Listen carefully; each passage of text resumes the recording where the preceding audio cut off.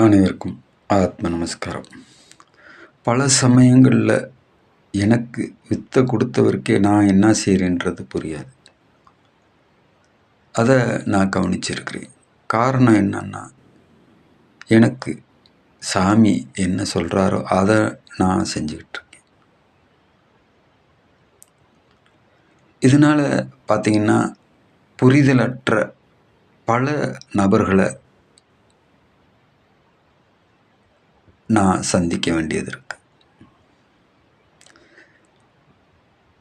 அந்த செக்கில் போட்டு ஆட்டுற மாடை வண்டியில் போட்டுற மாதிரி, வண்டியில் போட்டின மாடை செக்கில் போட்டுற மாதிரி என்னுடைய நிலைமைக்கு நானே சாட்சி. என்னால் மட்டுமே அந்த விஷயங்களை விளக்கி வெளியே சொல்ல முடியுமே தவிர, பக்கத்தில் இருந்து பார்க்குறவங்களுக்கு அதை புரிஞ்சுக்கிற முடியாது. உலகம் உருண்டுன்னு சொன்னவரை இந்த உலகம் என்ன செஞ்சிச்சோ அதை தான் இன்றைக்கி நானும் அனுபவிச்சிட்ருக்கேன். உதாரணமாக சொல்லணும்னா, மலை அடிவாரத்தில் இருக்கக்கூடிய ஒரு ஆசிரமத்துக்கு நான் போயிருக்கும்போது, அங்கே ஒரு தேவதை, அது அந்த பகுதியில் ஜெபிக்கக்கூடியவர்களுடைய உயிர் சக்தியை உறிஞ்சி அது தன்னை இம்ப்ரூவ் பண்ணிகிட்ருக்கு.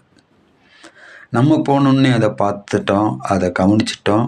அதை ரிமூவ் பண்ணுறதுக்கான வேலைகளை அந்த ஆசிரமத்தினுடைய வாயு மூளையில் சாமி சொல்லி கொடுத்த மெத்தேடு படி ஒரு விருட்சத்தை பிரதிஷ்டை பண்ணி அந்த ஆசிரமம் சுபிட்சமாக மாற்றிட்டு வந்திருக்கோம்.